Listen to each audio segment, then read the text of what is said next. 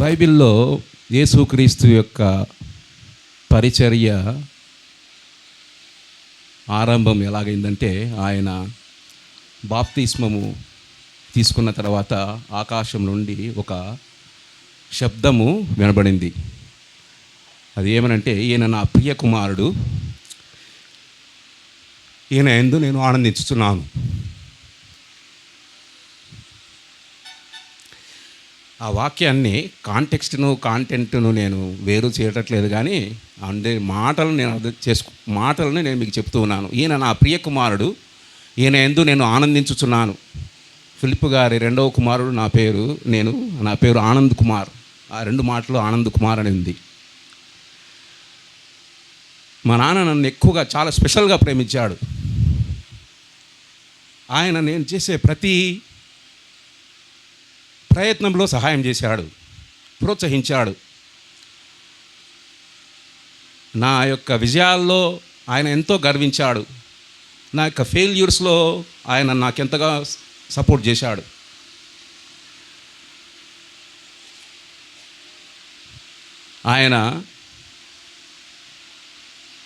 ఆయనతో కలిసి ఎన్నోసార్లు సేవలో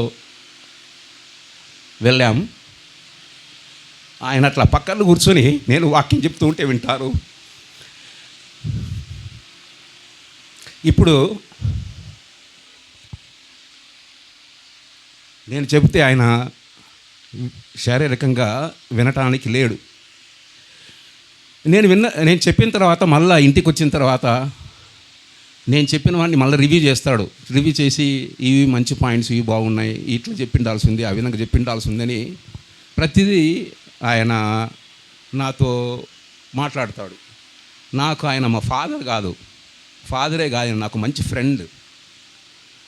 ఎప్పుడైనా మేమిద్దరం కలిసి మాట్లాడుకుంటే ఆఫీస్ విషయాలు మాట్లాడుతూ ఉంటాడు. నాకు అసలు యాక్చువల్గా ఆఫీస్ విషయాలు తెలియకపోయినప్పటికీ ఎన్నో విషయాలు చెప్తూ ఉండేవాడు. ఆయన ఉద్యోగం అంతా ఇంజనీర్స్ మధ్యన పనిచేశాడు. ఆయన అనుకునేవాడంట, నా తల్లిదండ్రులకు డబ్బులు లేని కారణాన నేను ఎక్కువగా చదువుకోలేకపోయాను, కనీసం నా కుమారులో ఒక్కరినైనా నేను ఇంజనీర్ చేయాలని. ఆయన యొక్క ఆశను ప్రభు నా ద్వారా కలిగించాడు. ఒకసారి నేను 1997లో మా నాన్న హైదరాబాద్ విద్యుత్ సౌదాకి వెళ్ళినప్పుడు అక్కడ DCCA, deputy chief control of accounts, అంటే స్టేట్ అంతటికి హెడ్ ఆయన అకౌంట్స్లో. ఆయన కలవటానికి వెళ్ళినాడు. నన్ను కూడా విద్యుత్ సౌదాకి రమ్మన్నాడు. నేను అప్పుడు జహీరాబాద్లో పనిచేస్తున్నాను మెకానికల్ ఇంజనీర్గా. నన్ను వెళ్ళిన తర్వాత DCCAకి పరిచయం చేస్తూ ఎంత గర్వంగా చెప్పాడంటే, sir he's my son, he's mechanical engineer అన్నాడు. ఆయన యొక్క ఆనందాన్ని నేను ఆ రోజు చాలా సంతోషపడ్డాను. తర్వాత ప్రతి విషయంలో నేను ఆయనకు ఫస్ట్ చెప్పేదే మా నాన్నకు. ఏ విషయమైనా 10వ తరగతి పాస్ అయినప్పుడు, 10వ తరగతి పాలిటెక్నిక్, బీటెక్, MBA, ఎన్ని ఉద్యోగంలో కూడా ఎన్ని విషయాల్లో ప్రతిదీ ఫస్ట్ మా నాన్నకే చెప్తాను. ఉదాహరణకు 2024 ఉద్యోగ రీతిగా నాకు పదోన్నతి కల్పించాలనే ఆశ వచ్చినప్పుడు మొట్టమొదట మా నాన్నకే ఫోన్ చేసి చెప్పాను, నంగరా ఇట్లా ఉంది, ఈ పొజిషన్ వస్తుంది, ఇంత శాలరీ వస్తుంది, ఇది టైటిల్ ఇట్లా ఉంటుంది. అంటే ఏం టైటిల్ అన్నాడు. ఎగ్జిక్యూటివ్ డైరెక్టర్ అనే టైటిల్ ఉంటుంది, శాలరీ ఇంత ఉంటుంది. అంటే అబ్బా అంత జీతమా అంటే ప్రార్థన చెయ్యి, నాకు భయం వేస్తుంది, దీన్ని వెళ్ళి నేను సక్సెస్ కాగలనో లేదో నేను ప్రార్థన చెయ్యి, నేను తీసుకోకపోవచ్చు అన్నాను. లేదు దేవుడు సాయం చేస్తాడు, ప్రార్థన చెయ్యి, చేస్తాను, నువ్వు తీసుకో ఆ పొజిషన్ అన్నాడు. ఇంటికి వెళ్ళిన తర్వాత లోయిస్ చెప్పాను. లోయిస్ వద్దనింది. అంటే ఆ ఉద్దేశం ఏంటంటే, నేను వర్క్ చేస్తే ఎట్లా చేస్తానంటే చాలా సిన్సియర్గా, స్ట్రిక్ట్గా, హానెస్ట్గా, ఇంకా రాత్రి మొదలు పనిచేస్తూ ఉంటాను మంచి పేరు తెచ్చుకోవాలని. అది ఫ్యామిలీ టైంను కూడా ఉండదన్నమాట. అందుకని ఆమె, నువ్వు ఫ్యామిలీ టైం ఉండదు, పిల్లలతో ఉండవు, స్ట్రెస్ పడి ఊరికి అరుస్తూ ఉంటావు, ఆఫీస్లో స్ట్రెస్ ఇంట్లో పిల్లల మీద చూపిస్తానని వద్దనింది. మళ్ళీ 1 వీక్ తర్వాత అన్నాను, నాన్న ఏమైంది అని అన్నాడు. అదే ఆలోచిస్తున్నాను అన్నాను. అంటే నా కొడుకు, అప్పుడు మేము డిసెంబర్లో 2024 డిసెంబర్లో యూఎస్ నుంచి ఇండియాకి వస్తున్నాం. నా కొడుకు యూఎస్ నుండి ఎగ్జిక్యూటివ్ డైరెక్టర్గా రావాలి అని అన్నాడు. ఆ మాటను బేస్ చేసుకొని నేను ఆ పొజిషన్ కూడా తీసుకున్నాను.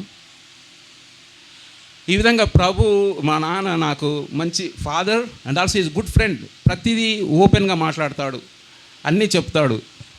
మే 5వ తారీఖున ఆయన 80th బర్త్డే ఉంటే ఇక్కడికి వచ్చాను. నేను 2 వారాలకు వచ్చాను. అందులో 10 రోజులు దేవుని పని నిమిత్తమై మా సంఘం నుండి వచ్చిన సేవకులు వాళ్ళతో కొన్ని ప్రదేశాలు తిరిగిన తర్వాత వాళ్ళని పంపించి 10 రోజులు ఇక్కడే ఇంట్లో ఎక్కడికి పోకుండా ఇంట్లోనే ఉండి నాన్నతోనే ఉన్నాను. అప్పుడు ఆయన ఎక్కువ సమయం నిద్రపోతూ ఉండేవాడు. కొన్నిసార్లు ఉంటే బాగా మంచిగా మాట్లాడుతూ ఉండే. ఎప్పుడు చూసినా ఒక మాట అంటాడు, దేవుడు నిన్ను బాగా దీవించినాడు, నువ్వు ఆ విధంగానే అందరికీ సహాయం చేస్తూ ఉండాలి. ఆయన ఎప్పుడు అడగడు. ఎప్పుడన్నా నాకు ఫోన్ చేస్తే ఏమన్నా ఇస్తావా, వాళ్ళకి ఇద్దాం వీళ్ళకి ఇద్దాం, క్రిస్మస్ వస్తుంది ఏదన్నా నువ్వు వాళ్ళకి ఇవ్వాలి వీళ్ళకి ఇవ్వాలని. నేను అంటాను, నంగరా నువ్వు ఎప్పుడు నీ కోసం అడగవు, ఎందుకు నువ్వు వేరే వాళ్ళ కోసం అడుగుతావు అని అంటూ ఉంటాను కూడా. ఇంకొకటి నంగరా మా నాన్నను నేను మామూలుగా అందరూ నాన్న అనో డాడీ అనో పప్ప అనో లేకపోతే అప్ప అనో అయ్యా అనో నాన్నగారు అని అంటారు కదా. నేను చాలా యూనిక్గా పిలుస్తాను మా నాన్నను.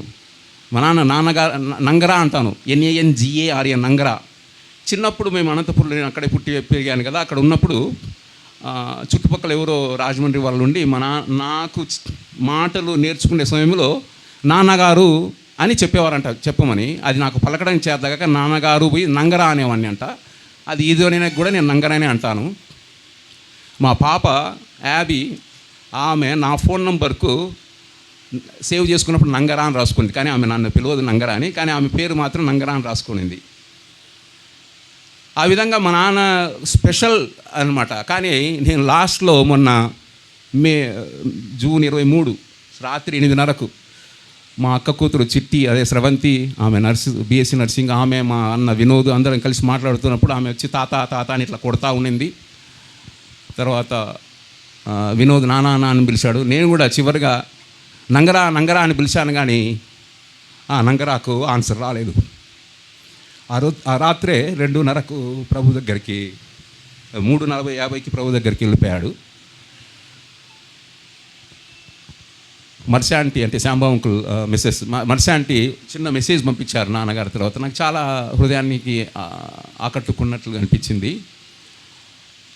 నా డాడీ పప్ప దగ్గరికి అమ్మ దగ్గరికి కూడా వెళ్ళారు అని. మా నాన్న, అది నాకు చాలా సంతోషం అనిపించింది. మా నాన్న లాస్ట్ ఇయర్ ఆయనకు హెల్త్ బాగాలేక 3 days కోమాలు ఉన్నాడు. వచ్చి ఇంటికి అప్పుడే చనిపోతారు అనుకున్నారంట. ఇంటికి వచ్చిన తర్వాత నాతో మాట్లాడుతూ అన్నాడు, నేను ఆల్మోస్ట్ చనిపోయి పరలోకంకి వెళ్ళి మళ్ళీ తిరిగి వచ్చాను, దేవుడు నన్ను ఎందుకు పంపించినాడో.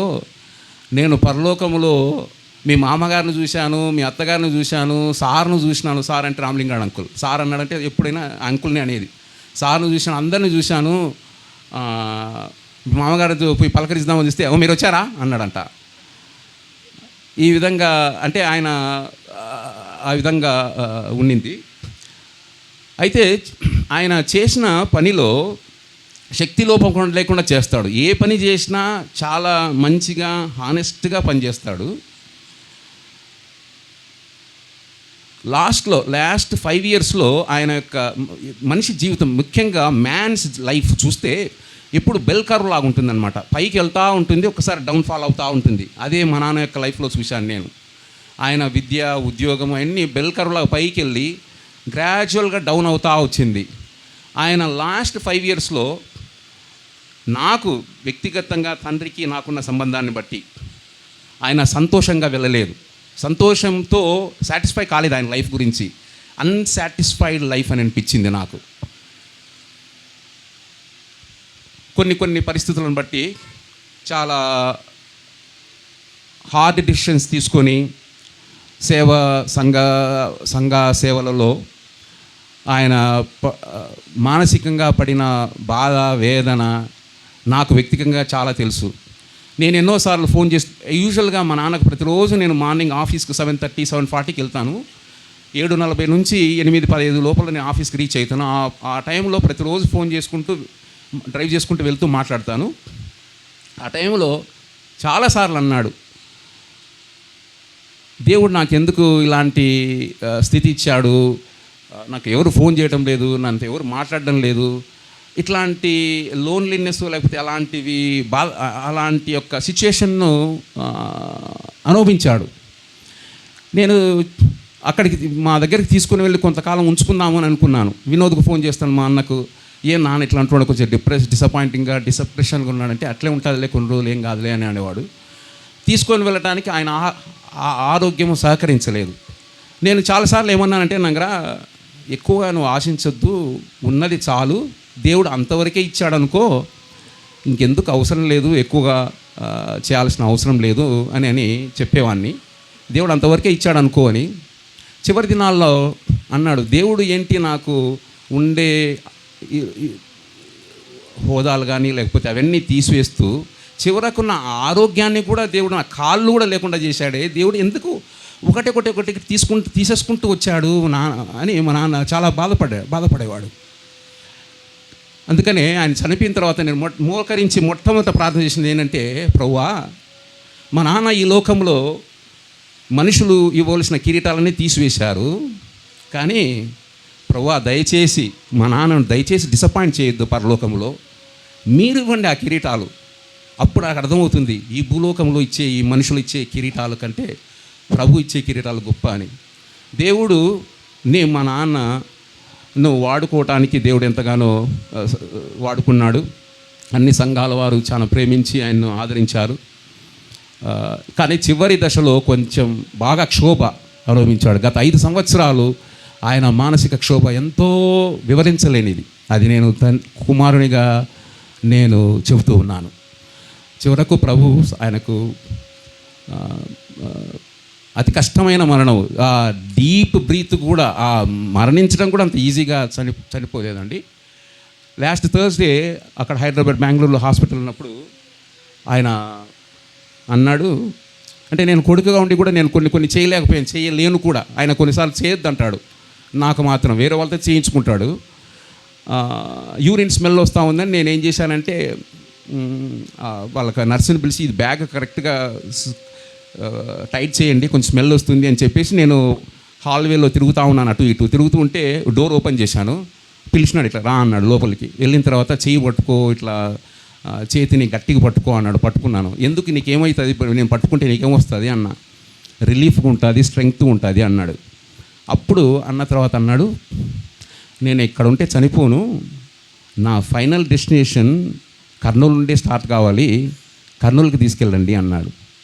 ఆ విధంగా నేను సండే ఐసీయూ నుంచి డిశ్చార్జ్ చేసి ఇక్కడికి తీసుకొని వచ్చాను. అంబులెన్స్లో కారు ఎక్కిన తర్వాత నేను ప్రార్థన చేసింది ఏంటంటే, ప్రభువా మా నాన్నను జీవంతో కర్నూలుకు తీసుకెళ్ళండి అని. ఎందుకంటే ఆయన కోరిక ఇంటికి రావాలని. ఇంట్లోకి వచ్చేటప్పుడు ఇక్కడ నుంచి అంబులెన్స్ లోపల తీసేటప్పుడు ఆయన యొక్క హ్యాపీనెస్ అంతా ఇంత కాదు, ఎంతో హ్యాపీనెస్. ఇక్కడ ఉండే ఫోటో ఇది యాక్చువల్లీ 80th బర్త్డే తీసుకున్నాడు. అది ఆయన పెయిన్లు, ఆయన నిజంగా నవ్వుతలేడు, నవ్వటం లేదు. ఆయన ఎంతో పెయిన్తో ఉండి కూడా ప్లెజెంట్గా ప్రయత్నించాడు. He's a people's man. Lois వాళ్ళ అంకుల్ అంటాడు, your dad is a people's person అని. ఒకసారి కమలవ్వ పులివెందుల ఆమె ఆంటీ అవ్వ, ఆమె మా ఊరికి వచ్చేటప్పుడు మాతో మాట్లాడుతూ ఆమె అన్నారు, మా నాన్నను కూడా చూశారు, నీలో ఉండే ఈ ప్రేమ నాకు ఇప్పుడు అర్థమవుతుంది నీకు ఎందుకు వచ్చిందో ఈ విధంగా అని. అది కారణం మీ నాన్న అని. మా నాన్న పీపుల్స్ మ్యాన్, పీపుల్స్ పర్సన్, అందరినీ ప్రేమిస్తాడు. కొన్నిసార్లు కొన్ని తెలియక నేను ఒక డాక్టర్ ఒక ఆమెతో అడిగేవాడిని. నేను ఆఫీస్లో ఉన్నప్పుడు ఎంతో డిగ్నిఫైడ్గా ఉండేవాడు, రిటైర్ అయిన తర్వాత కొన్నిసార్లు అన్ఫిల్టర్డ్గా మాట్లాడుతూ ఉండేవారు. నేను ఆమెను అడిగాను, ఎందుకు అట్లా మాట్లాడుతుంది, దానికి రీజన్ ఏంటి అంటే, ఆమె కూడా అదే బెల్ కర్వ్ లాగా ఉంటుంది కదా, ఒకసారి లూజ్ అవుతూ ఉంటే మెంటల్ ఇంబ్యాలెన్స్ అవుతుంది, మీరు అర్థం చేసుకోండి ఆయన అన్ఫిల్టర్డ్గా ఎందుకు మాట్లాడుతున్నాడని మీరు. కానీ బట్ డోంట్ డిస్రెస్పెక్ట్ హిమ్. కొంచెం డిస్రెస్పెక్ట్ఫుల్గా కొన్ని గమనించాను నేను కొన్ని లాస్ట్ 5 yearsలో. కానీ ప్రభు మాకు సహాయం చేశాడు. ప్రభు ఈ మాటలను దీవించును గాక.